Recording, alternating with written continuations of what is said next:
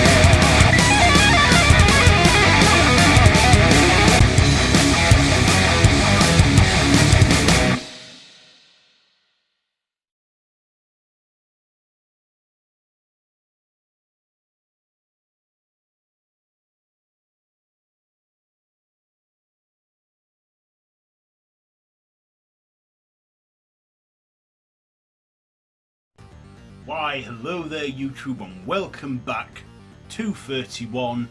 So we're on day 22 now.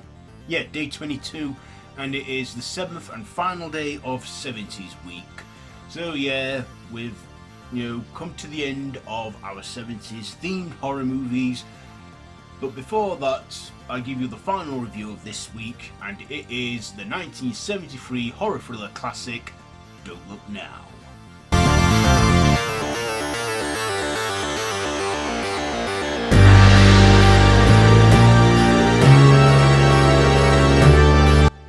So this, follows a young, well, not a young couple. It follows a couple played by Donald Sutherland and Christie. What's her name?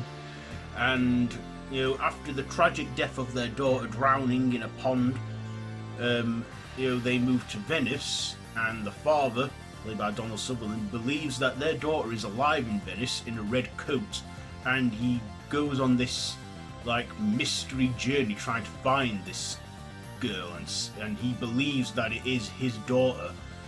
But then, in a big shock twist end, we see that it's not his daughter, it's a dwarf woman in a red hooded coat that's a serial killer, and she kills him in a big horrifying climax. So that's the story there. So what did I like about this movie? Well, I'd never seen it before until I watched it for the first time for this review.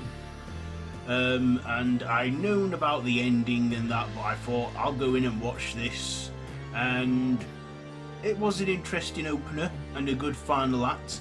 Just the middle act in there was a bit slow for my liking, and we got a bit of drama in there and a bit of mystery, which I like the mystery part. We even got some saucy sex scenes in there as well, which I thought pretty raunchy and for its time and that, but I'm thinking, yeah, they did have hot sex scenes back in the 70s, surely. Yeah. And a lot of eroticism in those scenes. And, but yeah, I like the mystery that the film provides with, is he really seeing his daughter? Is it his mind playing tricks on him? Is it his grief playing tricks?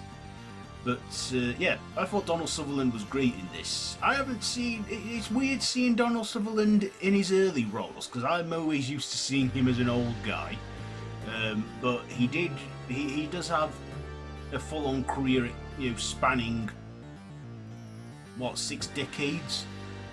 I mean, I've seen him in the 1978 Invasion of the Body Snatchers as well, and a couple of other stuff. But yeah. Donald Sutherland doesn't really, I don't know what it is, like he can play various roles, but he seems to fit in them all, whether he's a good guy or a bad guy, like he was in the Hunger Games, and then he was a different guy in the, yeah, I don't know what it is, but Donald Sutherland can just make it work. He's like a chameleon actor.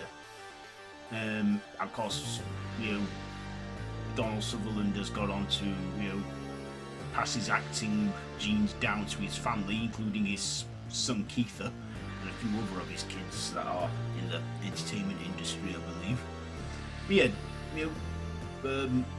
like I say, Donald Sutherland could do this. I liked that final end when the dwarf turns around and it plays that music that, that I can't recreate the sound effects, but that was a good sound effect, the way she turned around, and she looked pretty creepy as well. So I thought, job well done there on the end, especially how she just killed him with that meat cleaver. But of course, there is some graphic tragedy in this, and it does have the 70s feel, that quality of cinematography which I like from these sort of films, in the early times when colour was getting more and more of a thing. So yeah, this was a very interesting film, but like I said, there was slow building towards it, and there were some parts in the middle that I found boring, but still I thought, I've committed to this, I'm going to watch it. I mean, yeah, I did get bored a few times. At one bit I did look at my phone, but towards the final acts, it roped me back in. It had my attention again, and yeah, I mean, when I watch a film for a specific review or research purposes, no, I don't find it a waste of my time, and I didn't find that a personal waste of my time or anything. I thought it was okay, just not mega brilliant, but this is down as a classic, and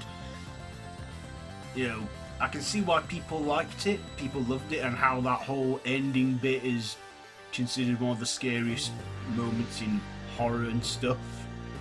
But I'll give him credit where it's due. Of course, his supporting lead, who played his wife in it, she was beautiful, and played a good supporting actress in it.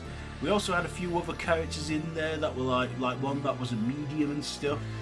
I like the whole Venice setting as well, the way it was set in Venice, and because Venice is of course known for it being built on water and stuff, and seeing like construction, because he works on constructions in the film, Donald Sutherland's character. But will I watch this again? Maybe not anytime soon. Maybe I'll have to forget about this movie before I watch it again. But I thought it was alright. I think it was just under 2 hours long. So yeah, what am I going to rate this film? I think I will give Don't Look Now 3 stabs out of 5. A good 3 stabs, because I did find it watchable. 3 stabs out of 5 for Don't Look Now. So there you go. There has been my review for that one, and for today, day 22. So yeah, that's it for 70s week. So we've come to the end of that.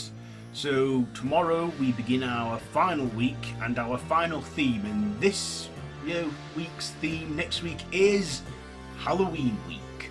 So from tomorrow I'll be reviewing some Halloween horror movies that are set around the holiday, and all in the build up to the big day. And we've got 9 days of this week, given that Halloween falls in the middle of the week. But yeah, it's going to be fun. I'm going to revisit a classic in this one as well, because I'm going to be doing the legacy sequels, if you know what I mean. So yeah, that's it for today's review and today's episode, and yeah, the conclusion for 70s week. And I will probably do this again next year, where I'll dedicate another week to a decade. I don't know what yet. I'm thinking 90s, but it's ages away yet. That. Let's focus on what we're doing now, here. So yeah, have you seen Don't Look Now? If so, let me know what you think down in the comments below. If you like this video, be sure to give it a big thumbs up and share with your friends. You can watch all of this year's 31 so far on the channel, and all the 3 other weeks we've done, like Rob Zombie week, first and last week, and this week, the 70s. So yeah, I'll see you tomorrow for Halloween week. So until then, don't have nightmares.